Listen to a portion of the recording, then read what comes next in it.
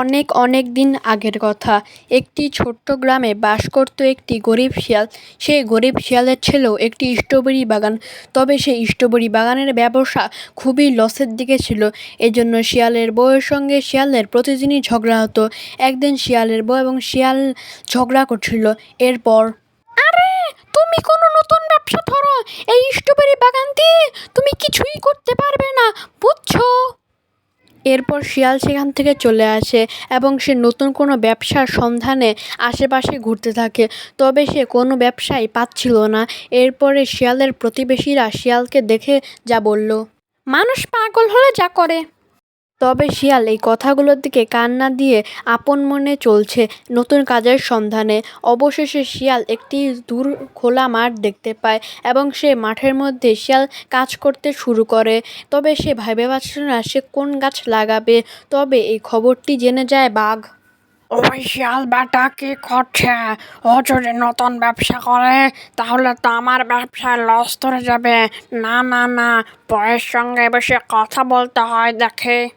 এরপরে এই বিষয়টি নিয়ে বাঘ নিজের বউয়ের সঙ্গে কথা বলা শুরু করে এবং সব কিছু শুনে বাঘের বউ বলে যে, তুমি ঠিক করেই হোক ওই শিয়ালকে আটকাও, না হলে তো তোমার ব্যবসায় টিকবে না।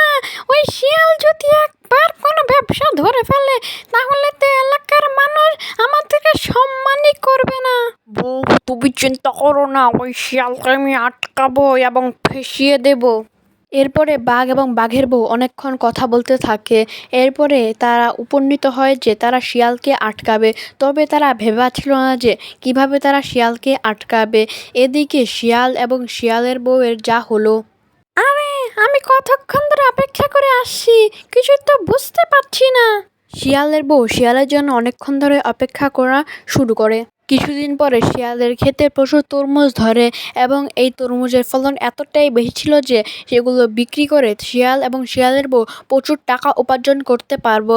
তবে এই কথাগুলো শিয়াল এবং শিয়ালের বউ নিজেদের মধ্যে বলাবলি করছিল।